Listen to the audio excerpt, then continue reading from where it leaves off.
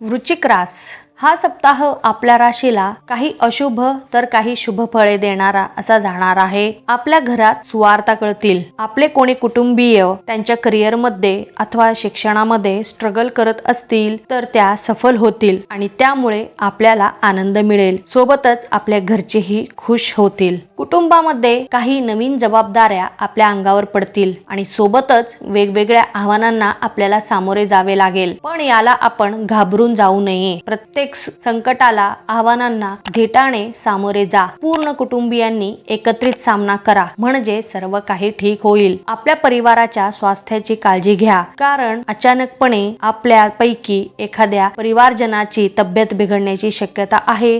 त्यामुळे सावधानता बाळगावी हे महत्त्वाचं आहे। एखाद्या नवीन कार्याच्या जर विचारात असाल तर त्या कार्यात आपले मित्रमंडळी आनंदाने आपली मदत करतील। काही कारणाने आपल्या मनामध्ये काही चढ उतार राहतील। विचारांचे भरपूर गोंधळ उडण्याची शक्यता आहे। सोबतच या सगळ्यातून आपलं मन अशांत राहील आणि त्यामुळे विशेष करून तुम्हाला जर असं काही जाणवलं तर लगेचच त्यावर उपाय शोधा आणि आपल्या मनाला एखाद्या दुसरीकडे वळविण्याचा प्रयत्न करा। व्यावसायिक वर्गाला नवीन एखादा प्रकल्प किंवा करार करणार असाल तर थोड्या आर्थिक बाबीत समस्या निर्माण होण्याची शक्यता आहे आणि जर तुम्ही पैसे गुंतवणार असाल तर सावधतेने पैसे गुंतवा कारण इथेही पैसे बुडण्याची शक्यता आहे। म्हणूनच कोणताही व्यवहार जर तुम्हाला करायचा असेल तर प्रत्येक गोष्टीचा आधी नीट विचार करा। आपल्या वरिष्ठांशी म्हणा किंवा मोठ्या लोकांशी, भागीदारांशी, आपल्या सहकाऱ्यांशी थोडीशी त्यांचे विचार घ्या, त्यांच्याशी परामर्श करा आणि मगच काय असेल तो निर्णय घेण्याचा प्रयत्न करा। नोकरी करणाऱ्यांना त्यांच्या नोकरीच्या ठिकाणी आपल्याला दिलेले जे काही काम आहे ते पूर्ण करण्यासाठी वेळेचे योग्य नियोजन करावे लागेल आणि त्यामुळे आपल्या कामाला पूर्ण करण्यासाठी योग्य ती मदत मिळेल आणि जे काही आपल्याला टाइम दिलेला आहे त्या वेळेतच आपण काम पूर्ण करून देण्याची पण शक्यता आहे। फक्त योग्य ते नियोजन करा।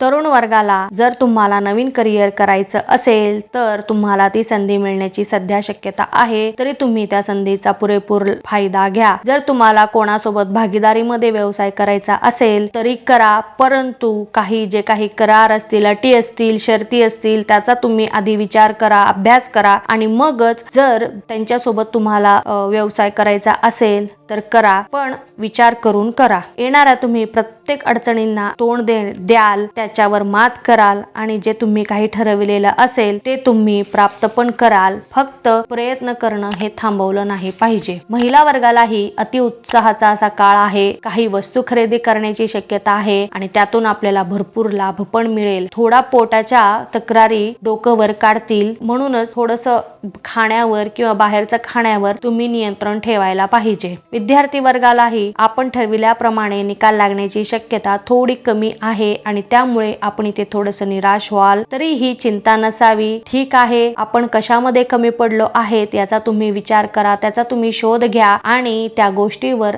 जास्त प्रमाणात भर द्या आणि ही चूक पुन्हा घडणार नाही याची तुम्ही दक्षता घ्या। हा काही शेवट नाहीये, त्याच्यामुळे हताश होऊन जाऊ नका, निराश होऊ नका। ही तर सुरुवात आहे। प्रत्येक अपयशातूनच आपण शिकत असतो, तर याच्यातून पण तुम्ही काहीतरी शिका आणि कष्ट करा, मेहनत करा, कर्म करा, नक्कीच फळ मिळेल। ज्येष्ठ व्यक्ती वर्गालाही आरोग्य बाबतीत काही समस्या उद्भवतील, परंतु आपण जर आधीपासूनच आपल्या आरोग्याची काळजी घेतली तर त्रास थोडी कमी होण्याची शक्यता आहे। माहिती आहे तुम्हाला नवीन गोष्टी शिकावयाच्या असतात, नवीन ठिकाणी जायचं असतं, अनुभवायचं असतं। ठीक आहे, करा सगळं, परंतु आपल्या आरोग्याची काळजी घ्या प्रथम आणि मगच तुम्ही जे काही ठरविलेलं आहे ते करा। एकंदरीत पाहता हा सप्ताह आपल्याला नवीन गोष्टी शिकण्याचा, नवीन काही अनुभव येण्याचा असा जाणार आहे, तरी तुम्ही याचा पुरेपूर लाभ घ्या, फायदा घ्या। जर काही नवीन गोष्टी शिकायला मिळाल्या असतील तर शिका।